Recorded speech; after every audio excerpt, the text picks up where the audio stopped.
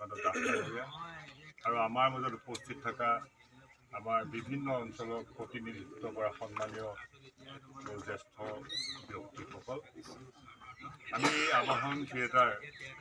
যিবাৰ আমাৰ দ্বিতীয়বাৰ হ'ব ইয়াত আবাহন থিয়েটাৰ, এই আবাহন থিয়েটাৰৰ ক্ষেত্ৰত আমি পৰিচালনাৰ ক্ষেত্ৰত আমি এটা কথাই প্ৰথম লক্ষ্য ৰাখিব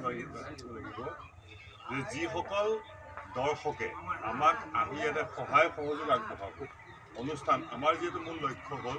যে আবাহন থিয়েটাৰৰ 3 দিনীয়া নাটৰ জৰিয়তে আমি যি লাভাংশ পাম বুলি আশা কৰিছোঁ, সেই লাভাংশৰে আমাৰ 2টা অনুষ্ঠান, এইবাৰ আৰু এটা অনুষ্ঠান লগ লাগি জাতীয় বিদ্যালয়, এই 3টাৰ লগতে অঞ্চলৰ আৰু অন্যান্য অনুষ্ঠানকো আমি সহায়ৰ হাত আগবঢ়াব পাৰিম বুলি আমি যিহেতু সকলোৱে মনোবল লৈ আগবাঢ়ি আহিছোঁ। আমি এটা চেষ্টা কৰিব লাগিব, সন্মানীয় অধ্যক্ষ মহোদয় ভাষণ প্ৰসংগত কৈছে যে থিয়েটাৰ চাবলৈ অহা দৰ্শকেই সকলোৱে হ'ল আমাৰ বাবে ভগৱান। আমি এনেকুৱা এটা পৰিৱেশ ইয়াত সৃষ্টি কৰিব লাগিব যাতে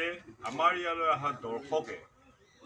পৰৱৰ্তী সময়তো আমি যেতিয়া আকৌ কেতিয়াবা থিয়েটাৰ আনিবলগীয়া হ'ব, তেতিয়া তেখেতসকলে যাতে এই অঞ্চলৰ পৰা, এই সমিতিৰ পৰা এইসকল ব্যক্তি গ'লে যাতে নিঃসন্দেহে তেখেতসকলে আগ্ৰহ প্ৰকাশ কৰিব পাৰে যে আমি আকৌ তাত থিয়েটাৰ চাবলৈ যাম। ইমান সুন্দৰ পৰিচালনা, য'ত মানুহক আহক বহক, কোনোবাই এখন বাহন লৈ আহিলে আমি সুন্দৰ নিৰাপত্তাৰে যদি তেওঁলোকক থিয়েটাৰখন চোৱাৰ এটা সুন্দৰ পৰিৱেশ দিব পাৰোঁ,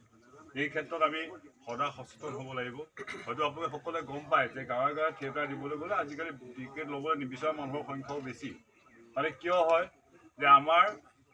আমাৰ অঞ্চলবোৰত আজিকালি আপোনালোকে সকলোৱে জানে মদ, ড্ৰাগছ, ভাং বিভিন্ন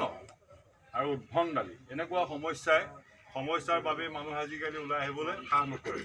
সিদিনা আমাৰ মাজৰ এজন বিশিষ্ট সমাজকৰ্মী দেৱেন শৰ্মাক আমি হেৰুৱাবলগীয়া হৈছে।